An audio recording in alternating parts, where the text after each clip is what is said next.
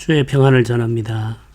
예배를 지나 삶으로 우리의 신앙이 이어지기를 소망하면서 오늘도 함께 하나님의 말씀을 나누고자 합니다.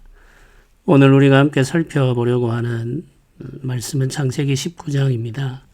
1절부터 11절까지 말씀을 우리 함께 살펴보려고 합니다. 소돔의 죄악을 설명하고 있는 성경의 구절들이 계속 이어지고 있습니다. 빛이 물러가고 어둠이 내리는 시간이 되었습니다. 19장은 저녁때라는 말로 시작하죠. 이 저녁때는 어둠이 내리는 시간입니다. 어둠은 소돔의 영적 상태를 보여주는 듯 합니다. 짙은 어둠이 내릴 때 여호와의 사자가 소돔 성에 도착했습니다. 어둠은 하나님의 창조 이전의 상태를 의미하기도 하죠. 흑암이라고 표현되어 있는 창세기 1장의 기록을 우리가 떠올릴 수가 있습니다. 성경은 종종 어둠으로 영적 상황을 묘사하곤 합니다. 소돔은 어둠에 갇혀있는 도시였습니다. 그 소돔에 살고 있는 사람이 롯이라고 하는 사람입니다. 아브라함의 조카이죠. 과거 아브라함이 자신의 상속자로 생각하며 길렀던 그 롯이 이 성에 살고 있습니다. 고대 사회에서 성문은 재판하는 장소로 사용되었습니다. 롯이 성문에 앉아 있었다라고 하는 말은 롯이 그 성 중에 상당히 높은 지위를 가지고 있었다는 의미로 생각할 수가 있겠습니다. 롯은 소돔의 원로로서 소돔 성에 발생한 다툼과 분쟁을 재판하는 사람이 되어 있었습니다.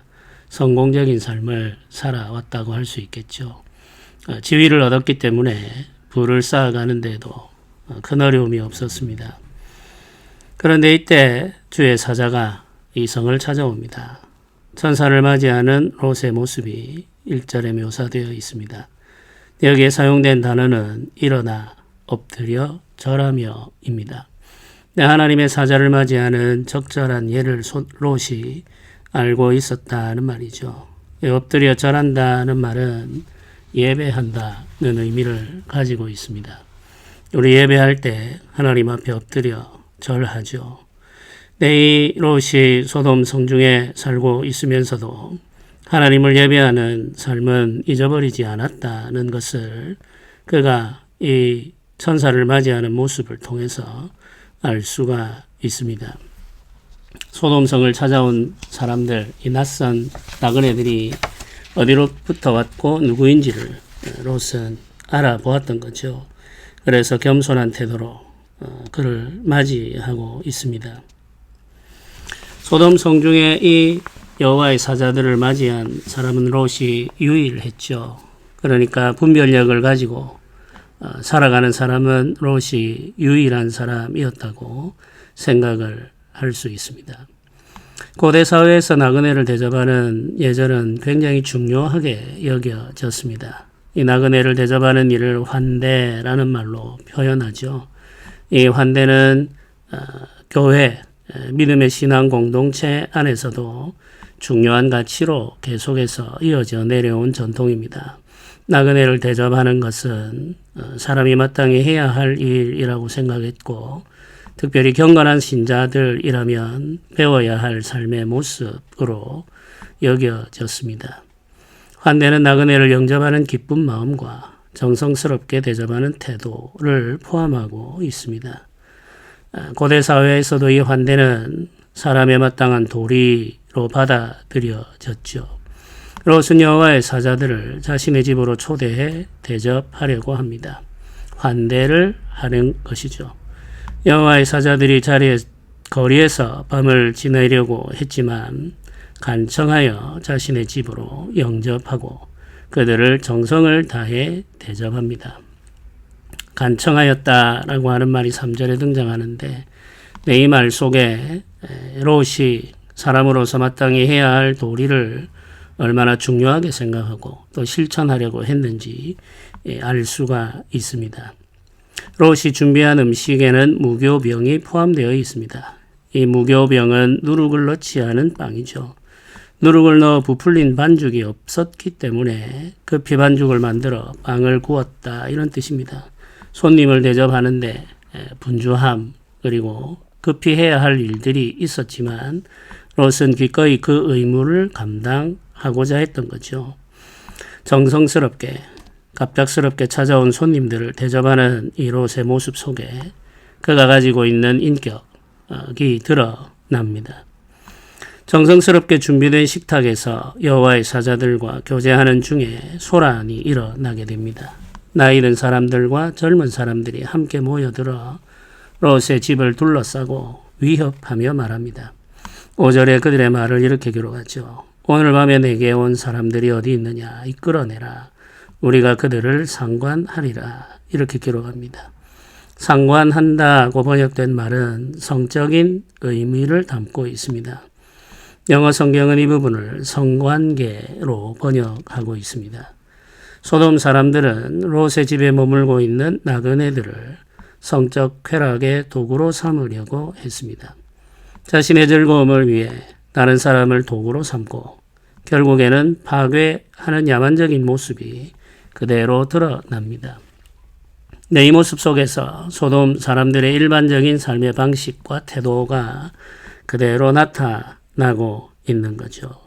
이 사건은 일시적으로 단 한 번 일어난 사건이 아니라 소돔 성에서 빈번하게 습관적으로 일어나고 있는 일을 묘사하고 있습니다. 소돔의 도덕적 상태, 그리고 그들의 영적 상태를 묘사해주는 사건이라고 할 수 있겠죠. 소돔 사람들은 다른 사람의 고통에 무감각했습니다. 그리고 하나님이 정하신 법에 대해서도 무지했죠. 하나님께서 소돔을 심판할 수밖에 없었던 이유가 여기에 있습니다. 오직 자기 욕망, 자기 욕심, 자기가 원하는 것에만 관심을 집중하며 살아가고 있는 사람들의 모습이 소돔에 그대로 묘사되어 나타나고 있습니다. 자기중심성이 바로 죄입니다. 자기 욕구와 자기 욕망에만 집중하는 삶의 태도가 죄로부터 나온다는 사실을 우리는 잊어버리지 않도록 해야 되겠습니다. 롯은 소란을 해결하고 자신의 집에 머물고 있는 여호와의 사자들을 보호하기를 원했습니다. 당연한 일이죠. 롯은 소돔 사람들을 설득하기 위해 한 가지 제안을 합니다. 7절과 8절을 보면 롯의 말을 이렇게 기록합니다. 내 형제들아, 이런 악을 행하지 말라. 내게 남자를 가까이 하지 아니한 두 딸이 있노라. 청하건대 내가 그들을 너희에게로 이끌어내리니 너희 눈에 좋을 대로 그들에게 행하고 이 사람들은 내 집에 들어왔은즉 이 사람들에게는 아무 일도 저지르지 말라. 롯은 자신의 두 딸을 소돔 사람들에게 내어줌으로 문제를 해결하려고 했습니다. 손님들을 보호하기 위해서 그가 급히 생각해낸 방법이죠. 그러나 이는 바람직한 해결책이 아니었습니다. 자신의 두 딸을 소돔 사람에게 내어주는 롯의 모습은 그가 가지고 있는 도덕적 상태, 그리고 영적 상황을 반영하고 있습니다.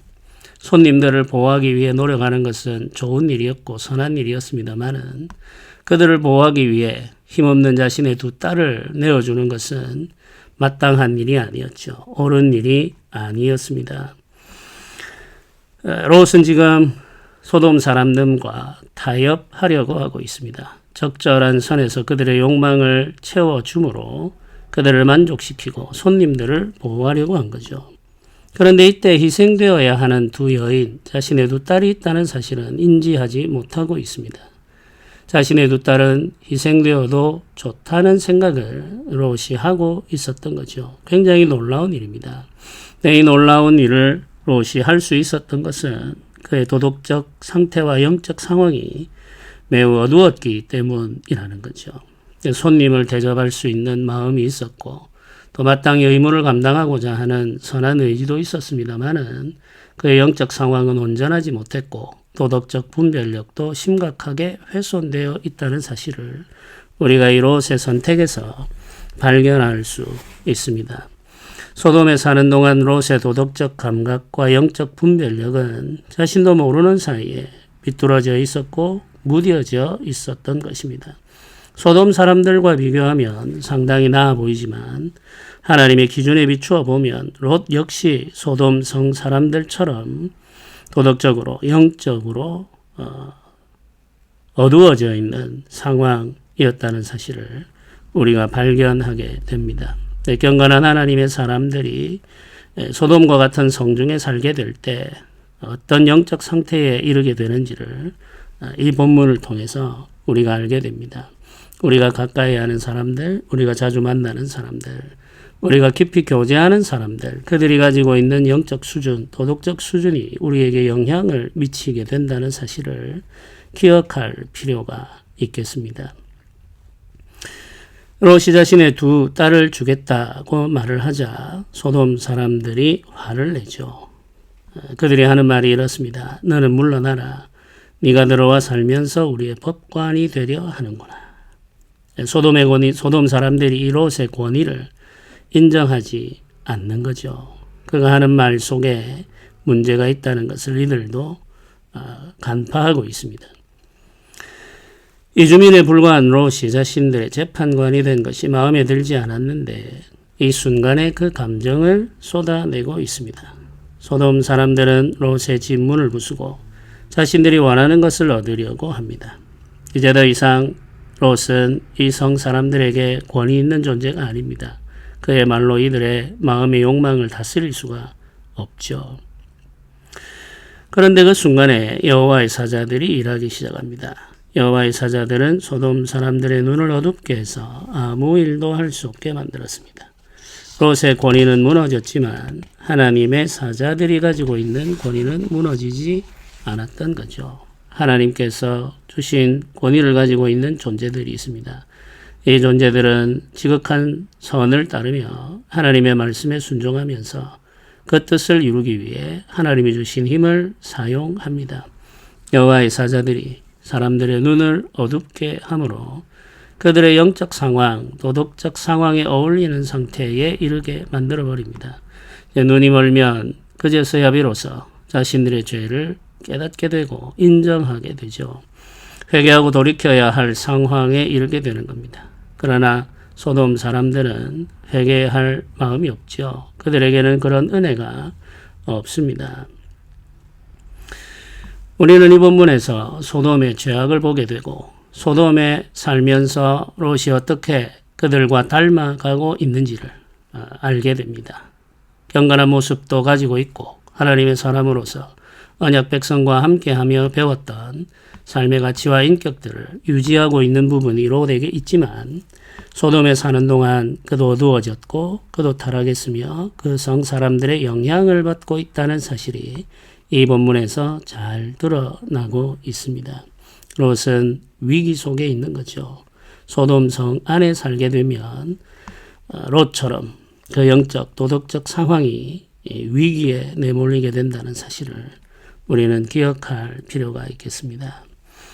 이 본문의 말씀을 살펴보고 우리가 함께 나누어 볼 주제들 두 가지를 제안합니다. 환대는 기쁜 마음으로 정성스럽게 이웃을 대접하는 태도죠. 환대의 삶은 일상에서 표현됩니다. 이웃을 대하는 우리의 태도가 중요합니다. 이웃을 대할 때 기쁜 마음으로 정성을 다해 섬길 때 하나님께서 기뻐하시죠. 정성스럽게 이웃을 섬겨 하나님의 은혜를 받은 경험이 있다면 함께 이야기를 해봅시다. 롯이 나그네를 대접한 것처럼 우리가 이웃들을 대접하고 그들을 존중하고 그들의 마음을 기쁘게 하기 위하여서 헌신함으로 하나님의 은혜를 경험한 일이 있다면 그때 일을 이야기하면서 환대의 삶이 우리 삶과 인격 속에 나타나게 되기를 소망하는 마음을 가져봅시다. 두 번째 나눔 주제는 이런 것입니다. 롯은 소돔에 살면서 자신도 모르는 사이에 소돔 사람들을 닮게 되었습니다. 하나님의 사자들을 영접할 수 있을 정도로 깨어있는 것처럼 보이지만 소돔 사람들에게 딸을 내어주겠다고 말하는 어리석음을 보이기도 하죠. 우리의 영적 상태는 우리가 가까이 하는 사람들의 영향을 받습니다. 우리가 영적인 분별력을 유지하는 데 도움을 주는 사람들에 대해서 생각해 봅시다. 그리고 그들에 대해서 이야기해 봅시다. 우리들에게는 영적으로 깨어있는 사람들, 경건하기 위해 힘쓰는 사람들 이 주변에 있습니다. 그들과 가까이 하는 삶은 때때로 부담스럽기도 하죠. 경건의 부담을 우리가 느끼기 때문에 그렇습니다. 그런데 그들과 함께하는 것은 큰 유익이 있습니다. 경건한 사람들과 함께하면 경건하게 되죠. 너무나도 자연스러운 일입니다. 우리가 우리 자녀들에게 가르치는 것을 한번 생각해 보십시오. 모든 부모들은 자녀들에게 말합니다. 좋은 친구를 가까이 하라고 말하죠. 공부를 잘하고 싶으면 공부 잘하는 친구와 가까이 해야 됩니다. 부자가 되고 싶으면 부유한 사람들과 가까이 해야 되죠. 경건하고 싶으면 경건한 사람들과 가까이 해야 하고, 신앙적으로 성숙하고 싶으면 신앙적으로 성숙한 사람들과 가까이 해야 합니다. 당연한 일이죠. 검은 것을 가까이 하면 검어지고 흰 것을 가까이 하면 희게 된다는 것을 우리는 잘 알고 있습니다. 영적인 원리에도 적용되는 이야기입니다. 하나님께서도 우리에게 똑같은 말씀을 하십니다. 우리의 관계, 우리의 사귐을 한번 살펴보시고 영적 유익을 위해서 우리가 어떤 선택을 하고 있는지 이야기해보는 시간을 가지면 좋겠습니다. 마지막으로 우리 함께 기도드리겠습니다. 은혜로우신 하나님, 우리가 이 세상에서 나그네로 살아가고 있습니다. 우리가 거룩한 하나님의 백성으로 살아갈 수 있도록 지켜주시고 부름받은 사람들과 함께 경건한 공동체를 이루어 예배할 수 있도록 인도하여 주옵소서. 악한 세상의 습관으로부터 우리를 지켜주시고 진리의 말씀을 따라 생각하고 말하는 사람이 되게 하여 주옵소서. 이 악한 세상에서 거룩한 주의 백성으로 나타나기를 원합니다. 우리를 도와 주옵소서. 예수님의 이름으로 기도드립니다. 아멘. 오늘도 이 말씀 함께 나누게 되어 감사합니다. 하루 동안 주와 동행하시면서 주의 위로를 풍성하게 경험하시기를 주님의 이름으로 축복합니다.